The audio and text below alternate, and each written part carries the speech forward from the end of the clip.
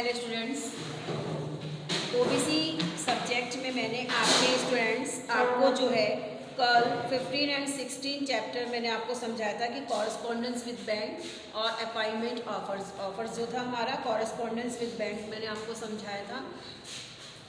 उसके जो एक्सरसाइज में क्वेश्चंस थे बहुत इंपॉर्टेंट है, मतलब इजी क्वेश्चंस हैं और मैंने कहा था कि आप कर लीजिएगा। अगर आपको नहीं समझ में आए तो आप मेरे से बोल दीजिएगा, मैसेज के थ्रू मैं आपको राइट करवा दूंगी। फर्स्ट तो था कि bank seeking enhanced credit facility to meet urgent need. Credit letter का एग्जाम्पल मैंने आपको अभी बच्चों आपको वीडियो पे डाला हुआ है। क्रेडिट लेटर्स का आपको अपलोड भी हो चुका है, क्रेडिट लेटर और रिफ्यूजल ऑफ क्रेडिट लेटर। तो उसी के बेस पर जो है ये क्रेडिट लेटर का आप लेटर्स लिख लेंगे। Draft letter to the manager requesting him to allow you locker facility.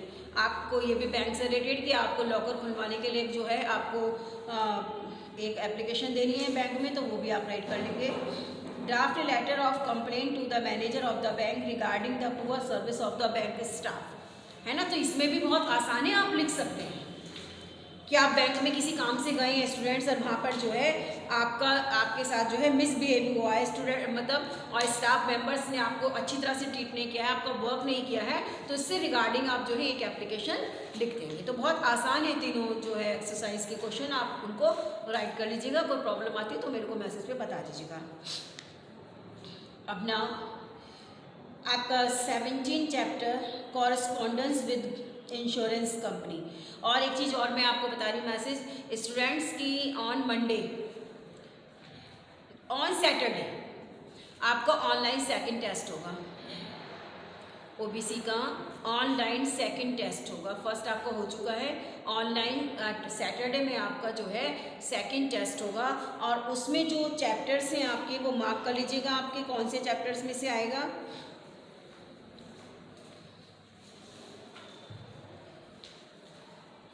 आपका business communication chapter number 12, business communication, advertisement, application for appointment. There are 3 chapters business communication 12, 13 and 14।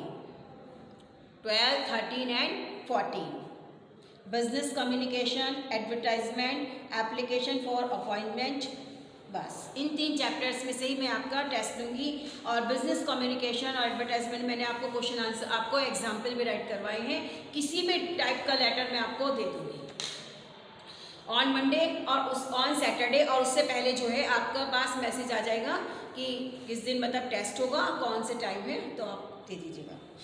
अब हम आते हैं अपने chapter number 17 correspondence with insurance company. हमने पीछे पढ़ा था आपका कॉरेस्पॉन्डेंस विद बैंक। अब modern age is the age of progress. सभी जानते हैं कि मॉडर्न एज जो है हमारी प्रोग्रेस, ये हर किसी के पास टाइम नहीं होता, हर कोई अपने काम में बहुत बिजी है। There should be no objection if we say that we are taking interest towards materialistics object. ये कहना गलत नहीं होगा कि अगर हम कहें कि हम लोग जो हैं हमारा इंटरेस्ट मेटेरियलिस्टिक्स ऑब्जेक्ट की तरफ ज़्यादा जा रहा है। Materialistics means hi-fi profile society. अब मेटेरियलिस्टिक्स यानी कि जो हमारे पास है जो साधन है वो ज़्यादा से ज़्यादा होने चाहिए। खूब अच्छा घर होना चाहिए, कोठी बंगला होना चाहिए, गाड़ी होनी चाहिए, और जो आपका जो डेकोरेशंस है यानी कि जो मटेरियल जो घर में आपका जो इंटीरियर डेकोरेशंस के जो ऑब्जेक्ट्स हैं वो बहुत हाई फाई होने चाहिए।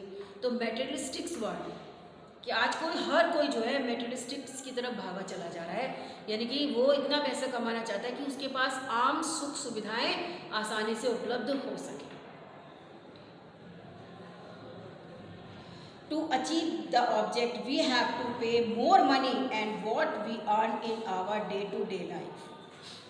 यानी कि इसके लिए इन ऑब्जेक्ट्स के लिए अब यानी कि जो मेटेरियलिस्टिक्स वर्ड के जो ऑब्जेक्ट हैं, मतलब हमें गाड़ी खरीदनी है, बहुत बढ़िया गाड़ी, छोटी है मान लीजिए, हम चाहते हैं कि हमारे इससे बड़ी गाड़ी खरीदें। हमारे पास मतलब 2 रूम का सेट है तो हम चाहते हैं 4 रूम सेट खरीदें। टीवी वगैरह बहुत हाई फाई हो, मतलब जितने भी एक्सपेंस आपके अप्लाइंसेस होते हैं वो सब हम अपने घर में चाहते हैं। तो किसके लिए कैसे चाहेंगे भाई? चाहेंगे तो जब हमारे पास पैसा होगा, तभी तो हम उनको ले सकते हैं। और इसके लिए क्या है, हम जो से मतलब जितना पैसा भी हम कमाते हैं वो उस पर डिपेंड करता है कि डेली लाइफ में आपकी अर्निंग कितनी है। जितनी अर्निंग होगी आप उतना ही तो खर्च करेंगे। तो ये जो है हमारी डेली रूटीन लाइफ की अर्निंग पर डिपेंड करता है। We invest some part of our earning to many schemes. उसमें से जितना भी हमारी अर्निंग होती है उसमें से कुछ जो हम है अपना कुछ पैसा डिफरेंट स्कीम्स के थ्रू जो है इन्वेस्ट करते हैं। भाई कुछ सेविंग अकाउंट खोलते हैं, कुछ जो है मंथली डालते रहते हैं, कुछ एफडीज बनवा लेते हैं, कुछ जो है किसी और स्कीम्स में पैसा इन्वेस्ट कर देते हैं कि सो दैट इंटरेस्ट मिले या कुछ भी हो, मतलब पैसा जो है हमारा और अधिक बढ़े। तो हम जो है अपना उसको कुछ ना कुछ अपना इन्वेस्ट करते ही हैं और डिफरेंट टाइप्स की स्कीम्स में या किसी भी अलग अलग कामों में उनको इन्वेस्ट करते हैं। At present there are many agencies working in this field. आज के इसमें बहुत सारी एजेंसीज हैं जो इस वर्क फील्ड में काम कर रही हैं। Life insurance company LIC of India, unit trust of India और है kit financial service limited Mumbai, DCM financial service are such names in the field of financial investment. अब ये जितनी सारी कंपनीज हैं ये सारी फाइनेंशियल इन्वेस्टमेंट की कंपनीज है जहाँ पर आप पैसा इन्वेस्ट कर सकते हैं। These companies promise to provide best service. और ये जो कंपनीज हैं आपको बेस्ट सर्विस की, आपको फैसिलिटीज़ प्रोवाइड करने की, आपको मतलब बहुत अच्छी बेस्ट सर्विस प्रोवाइड कराती हैं। So one must know the art of corresponding with this companies. इसलिए हर किसी को जो है इन कंपनीज के साथ कॉरस्पॉन्डेंस करने की आर्ट को जानना चाहिए। उनके साथ कॉरस्पॉन्डेंस कैसे करें। अब ये जितनी भी ऊपर कंपनीज दी हैं तो उसमें जो पैसा इन्वेस्ट कर दिया जाता है 2 साल के लिए, 4 साल के लिए, और उसके बाद क्या है कि उसको कहते हैं कि भाई जस्ट डबल हो या डबल नहीं हो तो कुछ इंटरेस्ट अच्छा खासा मिल जाता है, जो भी कुछ है जिस स्कीम्स में हम पैसा आप जो है उसमें इन्वेस्ट करें। लेकिन हमें इन कंपनीज के साथ जो है कॉरस्पॉन्डेंस करना भी आना चाहिए।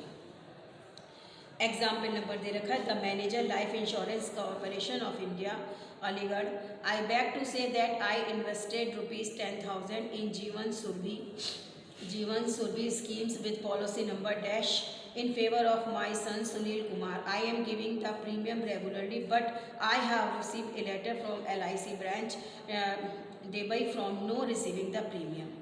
है ना, यानी कि जो अब किसी आपने स्कीम शुरू करी है और आपका उसको प्रीमियम भी टाइम टू टाइम दे रहे हैं, लेकिन आपके पास लेटर आता है कि आपने प्रीमियम डिपॉजिट नहीं किया है, तो उससे रिलेटेड कि आप तो पैसा टाइम टू टाइम प्रीमियम दे रहे हैं या जो भी इंस्टॉलमेंट होती है वो तो दे रहे हैं, लेकिन किसी रीज़न से वो नहीं पहुंच पा रही है, तो इस बारे में कि आपका पैसा तो जा रहा है लेकिन क्या रीज़न है कि वो वहाँ तक नहीं गया है, तो इससे रिलेटेड आप जो है लाइफ इंश्योरेंस कंपनी को लेटर लिखेंगे। बहुत आसान लैंग्वेज में, क्योंकि जब आसानी से समझ में आता है तो लिखने में भी कोई प्रॉब्लम नहीं होती। बहुत इजी लेटर्स हैं ये सारे स्टूडेंट्स।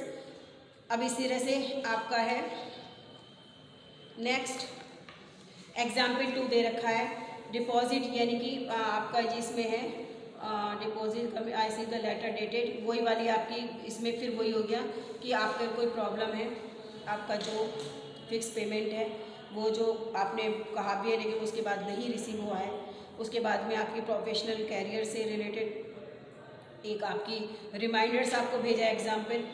फिर एग्जाम्पल नंबर 4, इसमें बच्चों कोई क्वेश्चन नहीं है, बस आपको कॉरस्पॉन्डेंस विद बैंक और correspondence with life insurance companies के साथ कि कैसे कॉरस्पॉन्डेंस करेंगे, आप उनके साथ कैसे डील करेंगे।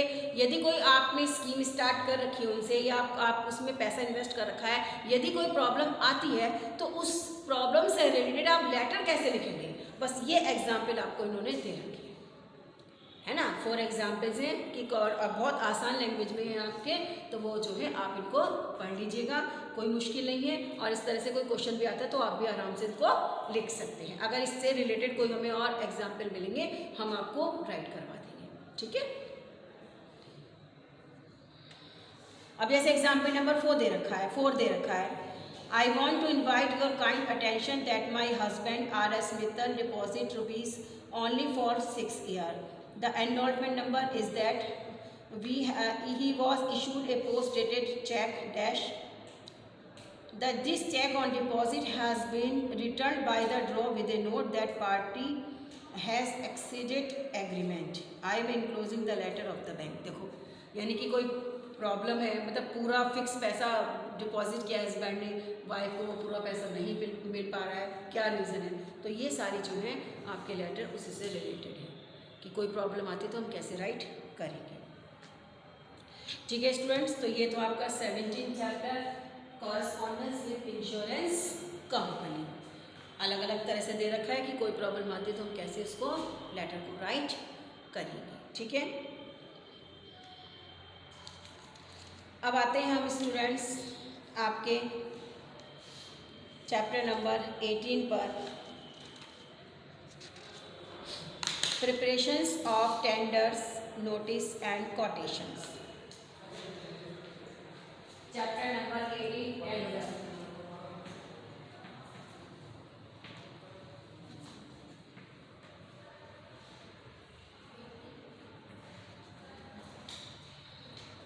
Notice and quotations.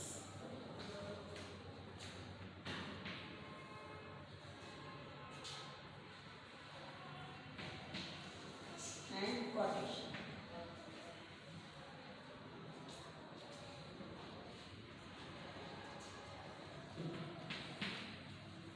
Students, if you remember कि in previous आपके in first year जब आप MOM फर्स्ट सेमेस्टर में थे, आपको याद हो तो मैंने आपको पीसी में संविदा, निविदा एंड दर आमंत्रण पढ़ाया था। टेंडर, नोटिस, टेंडर और कॉन्ट्रैक्ट एंड कोटेशंस, ये आपको पढ़ाया था। निविदा, संविदा एंड दर आमंत्रण, दैट इज द थिंग, वही है। मैंने आपको स्टूडेंट्स बता दिया था, बहुत अच्छी तरह से आपको याद भी हो कि मैंने आपको बहुत अच्छी तरह से बताया था कि संविदा क्या होती है, मतलब है ना, टेंडर क्या होता है, कॉन्ट्रैक्ट क्या होता है और उसके बाद में कोटेशंस क्या होती है। तो सेम वही चीज़ है, यानी कि हमने आपको बताया था कि जब कोई सरकार की तरफ से, क्योंकि जो हमें जो निविदाएं सूचना निकलती है, जो टेंडर्स निकलते हैं, वो जो है गवर्नमेंट की तरफ से निकलते हैं, या कोई प्राइवेटली कोई बहुत बड़ा प्रोजेक्ट हो उस तब निकलती है।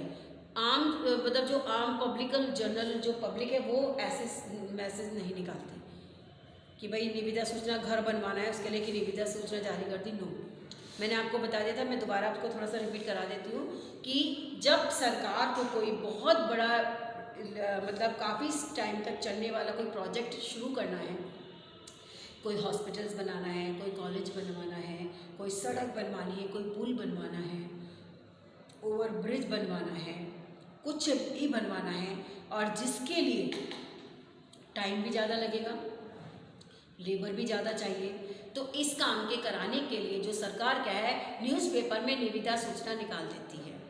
अब वो निविदा सूचना जो है, अब वो हम लोग तो देखिए हम न्यूज़पेपर डेली देखते हैं, लेकिन अब उसमें देखेंगे न्यूज़पेपर में काफ़ी पेपर्स फिल रहते हैं इस चीज़ से, लेकिन हम उसको अवॉइड कर देते हैं क्योंकि वो हमारे से रिलेटेड होती ही नहीं है। वही निविदा सूचना निकली क्योंकि हमारा वो वर्क ही नहीं है, हम तो उसको अवॉइड करा, और जो और अदर न्यूज़ होती है उन पर ध्यान देते हैं, उनको पढ़ते हैं। उनको कोई भी नहीं पढ़ता होगा, जनरली कोई पब्लिक उसको नहीं पढ़ती होगी क्योंकि उनका उससे कोई लेना देना नहीं होता। लेकिन अखबार में जब वो सूचना निकली है तो किसी ना किसी के लिए तो है, वो होती है जो बड़े बड़े बिल्डर्स होते हैं और कॉन्ट्रैक्टर्स होते हैं, उनके लिए वो निविदा सूचना होती है। क्यों? क्योंकि उनका तो काम ही यही होता है। अब जो बड़े बड़े बिल्डर्स होते हैं, आपने देखा भी होगा, सीरियल्स में भी, मूवीज़ में भी देखा होगा कि वो जो है उनका कंस्ट्रक्शंस का काम होता है, उसको ठेका मिल जाता है, टेंडर मिल जाता है, फिर उसको काम को वो कंप्लीट करते हैं, उनका काम ही यही होता है। छोटे मोटे वो काम हाथ में नहीं लेते, वो करोड़ों के काम हाथ में लेते हैं, बहुत बड़ा प्रोजेक्ट अपने हाथ में लेते हैं। तो उसमें मैंने आपको बताया था कि जब ये निविदाएं सूचना निकल जाती हैं और हमारा तो कोई लेना देना नहीं होता, लेकिन जो बिल्डर्स होते हैं, ठेकेदार होते हैं, बड़े बड़े कॉन्ट्रैक्ट कंस्ट्रक्शन साइट के जो बड़े बड़े वो होते हैं, बिजनेसमैन होते हैं, जो इनसे संबंधित रखते हैं, जिनका काम ही होता है, तो वो क्या करते हैं, उसमें डेट में कोई टेंडर्स निकलता है, मान लीजिए पॉलिटेक्निक तैयार करना है। अब पॉलिटेक्निक रेडी करना कोई छोटी आसान बात नहीं है। जितने एकड़ में पॉलिटेक्निक होना चाहिए उतनी एकड़ ज़मीन है, उस पर कितने कमरे होने चाहिए, कितने बाइकें होने चाहिए, कितनी लेबोरेटरीज होनी चाहिए, लाइब्रेरी होनी चाहिए, स्टाफ रूम होना चाहिए, जितनी भी फैसिलिटीज़ होती हैं पॉलिटेक्निक में, वो सब निविदा सूचना में डिटेल दे दी जाती है उनको। और मैं एग्जाम्पल समझ कि पॉलिटेक्निक के लिए निविदा सूचना निकली, और उसके बाद में क्या होता है स्टूडेंट्स, अब उसमें सारा अमाउंट भी लिख दिया, टाइम भी लिख दिया कि 2 साल में आपको एक पॉलिटेक्निक तैयार करना है। अमाउंट लिख दिया कि 25 करोड़ की लागत पर होगा। अब सरकार ने तो वो निकाल दिया, लेकिन जो बड़े बड़े बिल्डर्स और टेंडर्स जो होते हैं, अब उनको उसमें लिखा भी रहता है कि इसको भरने की लास्ट डेट ये डेट है और सब फॉर्म सबमिट कराए जाएंगे। सबमिट होने के बाद उस दिन आपका टेंडर खुलेगा। कौन सी डेट को खुलेगा, कितने बजे खुलेगा, आप मतलब आ जाइए, और मतलब होता है। तो उसमें सबको पता होता है उनका, क्योंकि काम उनका रिलेटेड है, उनको मालूम है। अब क्या होता है, वो उस ऑफिस में जाकर वो टेंडर भर देते हैं। टेंडर भरने में क्या होता है स्टूडेंट्स, कि अब मान लीजिए सरकार ने उसमें जो लागत रखी है 25 करोड़ रुपये एक पॉलिटेक्निक तैयार करना है। अब 25 करोड़, अब जो बिल्डर्स हैं, कॉन्ट्रैक्टर्स हैं, अब वो क्या करते हैं, जो फॉर्म जितने भी उससे रिलेटेड है वो फॉर्म जो भरते हैं, तो यानी कि वो कम कोटेशंस उसमें भरते हैं। यानी कि 25 करोड़ की जगह किसी ने 24 करोड़ कर दिया, किसी ने 24.5 करोड़ कर दिया, किसी ने 25 करोड़ कर दिया, या किसी ने उससे भी कम किया। तो वो सारी जो उसमें टर्म्स एंड कंडीशन सब कुछ लिखी रहती है कि आपको 2 साल के अंदर काम तैयार करना है, पूरी हैंडओवर कर देनी है 2 बिल्डिंग। कोई अगर आपने नहीं की तो आपका डिपॉजिट मनी भी, एक जब जिसको कॉन्ट्रैक्ट मिल जाता है वो डिपॉजिट मनी भी सबमिट करता है, वो डिपॉजिट मनी भी उसको जब्त कर ली जाएगी, आपको सजा भी हो सकती है। इस तरह से सारी टर्म्स एंड कंडीशन उसमें लिखी रहती हैं। जो टर्म्स एंड कंडीशन को जानता है और उसको समझता है वही जो है फॉर्म फिल करते हैं। अब मान लीजिए, क्योंकि इससे रिलेटेड तो स्टूडेंट बहुत सारी कंपनीज होती है, कंस्ट्रक्शन कंपनी बहुत बड़ी बड़ी होती है, उनको तो फ़ायदा दिखता है, उनको मालूम है कि हमें कैसे काम करना है और हम इसमें से कितना पैसा बचा सकते हैं। वो फॉर्म फिल कर देते हैं। फॉर्म फिल करने के बाद ड्यू डेट्स पर वो सबमिट भी कर देते हैं, फॉर्म से सबमिट होते हैं उनके। उसके बाद में फिर जब उसमें लिखा रहता है कि टेंडर उस दिन खुलेंगे, तो यानी कि जो लिफाफे होते हैं उनके सील बंद होते हैं, उनको खोला नहीं जाता है। कोई भी उसको उस समय जब ड्यू डेट्स पर जब उनके खुलने की बता दिया जाता है कि उस दिन ये खुलेगा, तो उससे पहले उस लिफाफे को कोई भी नहीं खोल सकता। यदि कोई ऐसा लिफाफा जो खुला हुआ मिलता है तो उसको रिजेक्ट कर देते हैं। इट मीन्स इसमें कुछ ना कुछ गड़बड़ हुई है। अब ड्यू डेट पे जिस दिन सारे कॉन्ट्रैक्टर्स होते हैं, बिल्डर्स होते हैं, उनके रिप्रेजेंटेटिव वहाँ पर पहुँच जाते हैं कि देखते हैं आज ये कॉन्ट्रैक्ट किसको मिलेगा। अब वो जितने भी लिफाफे होते हैं, जो एनवलप्स होते हैं जिसमें वो सबके फॉर्म्स फिल होते हैं, तो वो क्या करते हैं वहाँ पे जो अब बड़े बड़े गवर्नमेंट के अथॉरिटीज़ जो अब बड़े बड़े ऑफिसर्स होते हैं, वो क्या करते हैं, वो आते हैं और वो उन्हीं के सामने वो सब लिफाफे जो है उनको खोलते हैं। और खोलने के बाद स्टूडेंट्स फिर वो उसको एनालाइज करते हैं, उसका निरीक्षण करते हैं कि भाई कितने उसमें जो है किसने कितनी कोटेशंस कितनी वो कर रखी है, फिल कर रखा है, कितना अमाउंट फिल कर रखा है। तो यानी कि उसमें से जनरली तो ऐसा होता है कि जिसने सबसे कम अमाउंट उसमें फिल कर रखा होता है, जनरली उसको जो है टेंडर दे दिया जाता है। लेकिन और अगर टर्म्स एंड कंडीशंस अगर सही नहीं होती उनकी, या कुछ और प्रॉब्लम होती है, लेकिन वो जो सूटेबल टेंडर होता है, जो फॉर्म होता है कि भाई ये सही लग रहा है, तो उसमें क्या करते हैं, वो उनका नेम डिक्लेयर कर देते हैं कि भाई ये पॉलिटेक्निक जो बनाने का टेंडर है वो इस पर्सन को जाता है। उसके बाद में जब ये डिक्लेयर हो जाता है तो जितने और फॉर्म्स होते हैं वो ऑलरेडी कैंसिल हो जाते हैं। फिर वहाँ पर वो और जो दूसरे व्यक्ति वो ये नहीं पूछेंगे कि हमारा क्यों नहीं किया, हमारा क्यों नहीं किया। ये एक प्रोसेस होता है जिसके अकॉर्डिंग वो सब कुछ क्लियर होता है, वहाँ सब कुछ क्लियर होता है। तो वो जो है सारे जो हैं अपना जिसको टेंडर मिल जाता है, और टेंडर के बाद यानी कि उसको टर्म्स एंड कंडीशन सब उसको वो उस पर एग्री होता है, साइन होते हैं, फिर पेपर साइन वर्क होता है, जो डिपॉजिट मनी करनी होती है वो जो करनी होती है वो कर देते हैं। उसके बाद वो वर्क शुरू कर देते हैं, तो उसको बोलते हैं टेंडर। नोटिस एंड कोटेशन, जब वो टेंडर मिल जाता है स्टूडेंट्स, अब उनको क्या है, क्योंकि उनका तो वर्क है, वो तो अपने फील्ड में माहिर होते हैं इन चीज़ों के लिए, तो वो क्या करते हैं, अब जैसे बिल्डिंग बनाने तो उसके लिए मटेरियल क्या चाहिए, रेत, सीमेंट, बजरी और लेबर चाहिए और बहुत सारी चीज़ें चाहिए, और जो इंस्ट्रूमेंट वो जो होते हैं खड़े हो उनका जो वर्क और भी जो साधन होते हैं, तो वो उसके लिए क्या करते हैं उनके लिए, तो फिर वो मार्केट में कोटेशन का भी आपको याद है कि वो हर दुकान से वो उनके रेट पूछते चलते हैं कि भाई आपका रेट आप किस रेट में देंगे, होलसेल में देंगे, रिटेल में देंगे। तो वो मार्केट से कोटेशंस लेके फिर जो सही लगता है कि भाई हाँ इससे माल सही लेंगे, क्वालिटी भी बेस्ट है और सब कुछ सही है, तो उससे कॉन्टैक्ट कर लिया जाता है, तो उसको बोलते हैं दर आमद। ठीक है, अब आपका देखते हैं, मेरा थोड़ा सा इसलिए आपको रिमाइंड करा दिया जो हमने पीसी में पढ़ा था। अब देखते हैं आपकी मेकिंग की preparations of tender notice and quotation क्या है। Drafting of tender notice.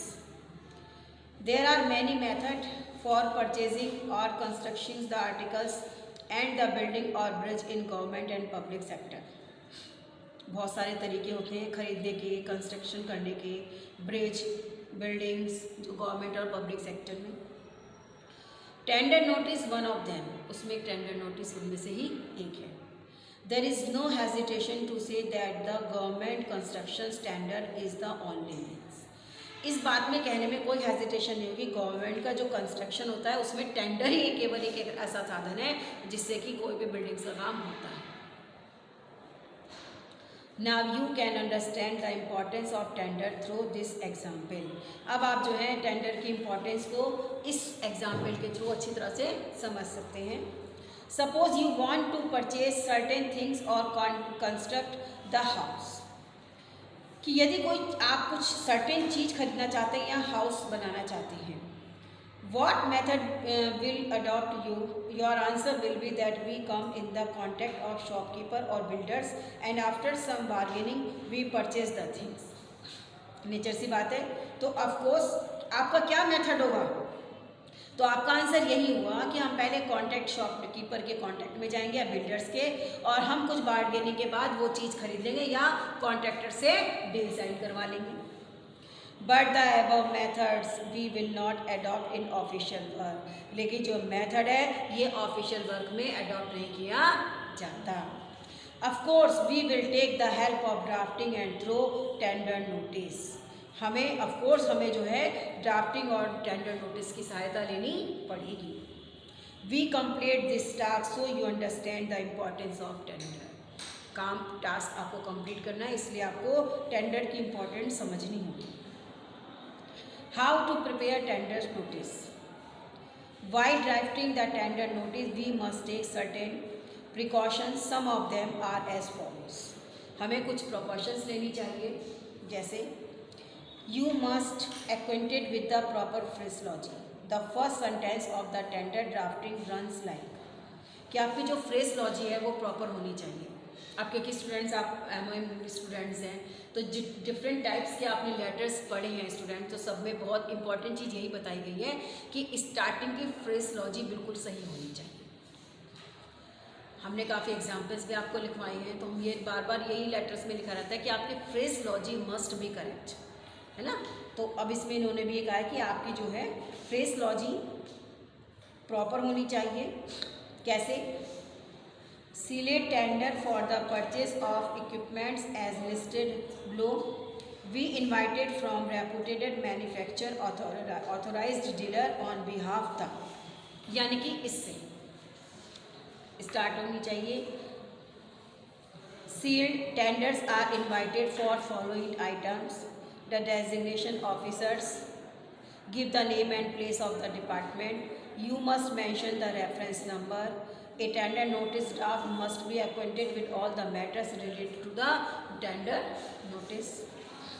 तो the below are some short exercise for your help in the better understanding. अब इन्होंने कुछ आपकी जो है एग्जाम्पल्स दे रखे हैं टेंडर्स के, कि आप जो है उनको कैसे एग्जाम्पल में टेंडर आप कैसे फिल करवाएंगे, तो उसके बारे में आपको स्टूडेंट्स ये बता रखा है।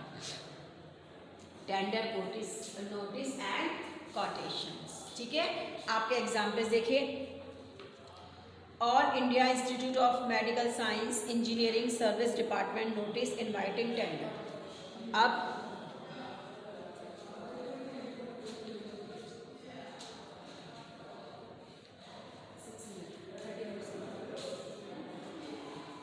तो देखिए फर्स्ट एग्जाम्पल आपका दे रखा है ना। तो name of work construction room in old nursery behind campus, estimate cost दे रखी है, अर्नेस्ट मनी दे रखी है, टाइम एंड कंप्लीटेशंस, ये सारी चीज़ें दे रखी हैं। Example 2, Bharat aluminium company limited material management department, देखिए सारी चीज़ें दे रखी हैं। तो ये सारे आप जो टेंडर्स के और कोटेशंस के जो एग्जाम्पल हैं स्टूडेंट्स, आप इनको अच्छी तरह से पढ़ लीजिएगा।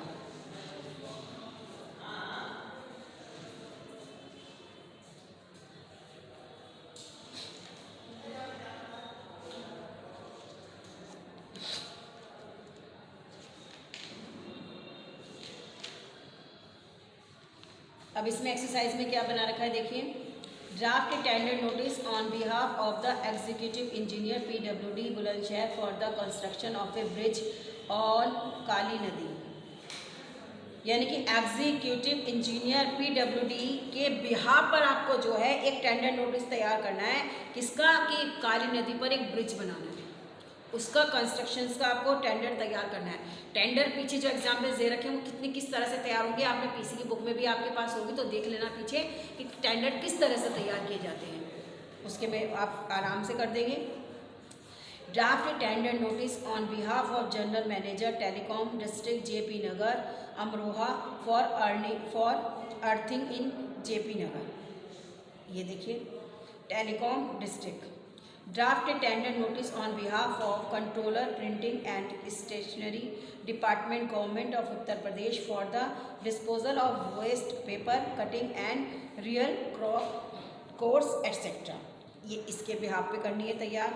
Draft tender notice on behalf of the principal Janata polytechnic Jahangirabad Bulandshahr for construction of community hall in the campus. तो सारे जो टेंडर और नोटिस हैं related to the construction work, और कंस्ट्रक्शन वर्क से ही रिलेटेड जो है आप लोगों को स्टूडेंट्स जो है ये टेंडर नोटिस तैयार करनी है।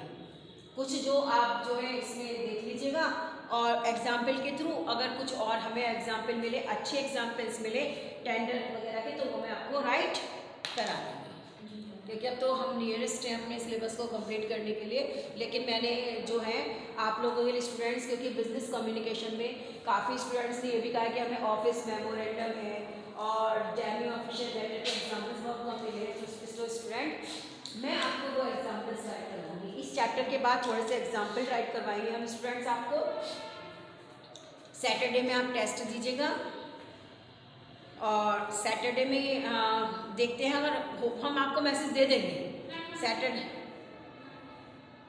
क्योंकि ऐसा होता है ना स्टूडेंट्स, क्योंकि अगर सैटरडे में हम आपका टेस्ट के लिए बोल देते हैं तो आप लोग क्लास में फिर आप आते ही नहीं हैं। ठीक है स्टूडेंट, ठीक है स्टूडेंट, हम आपको मैसेज दे देंगे विद इन 1 और 2 डेज में। आपका OBC आपका सेकंड टेस्ट की इन्फॉर्मेशन मिल जाएगी कि आपका कब और किस समय टेस्ट होगा।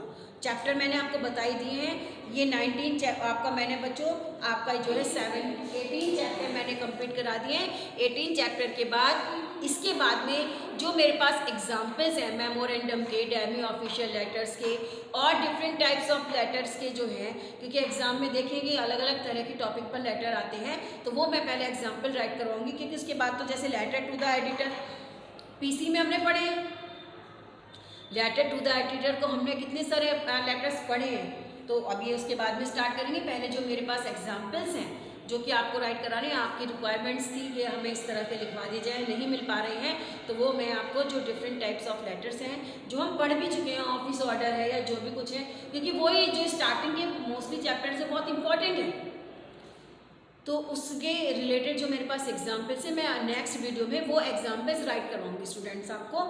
उसके बाद मैं आपका टेस्ट का बताऊंगी, उसके बाद जब आपका टेस्ट हो जाएगा फिर हम अपना 19 चैप्टर से स्टार्ट करेंगे। ठीक है, तब तक आप जो है इनको नोटिस स्टैंडर्ड को अच्छी तरह से स्टूडेंट्स पढ़ लीजिएगा।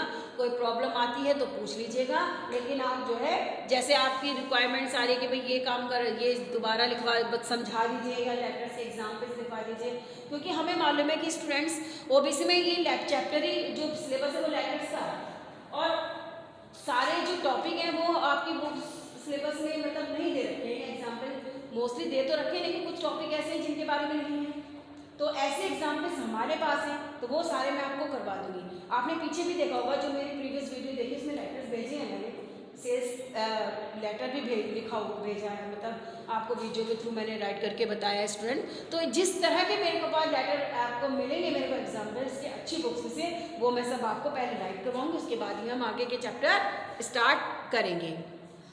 तो स्टूडेंट्स कोई आपको क्वेरी हो, कुछ पूछना हो तो आप पूछ लीजिएगा, और जो ये टेंडर नोटिस और कोटेशन से रिलेटेड जो एग्जाम्पल्स हैं उनको स्टूडेंट्स आप अच्छी तरह से देख लीजिएगा, कोई प्रॉब्लम हो तो पूछ लीजिएगा। और टेस्ट के बारे में मैं आपको स्टूडेंट्स इन्फॉर्म कर दूंगी किस दिन होगा और आपका किस टाइम पर होगा टेस्ट आपका। ठीक है, तो उस दिन आप जो है टेस्ट अपना दे दीजिएगा। चैप्टर मैंने आपको बता ही दिया है, 3 चैप्टर हैं आपके, उसमें से ही आपका टेस्ट होगा। तो till then stay home, stay safe.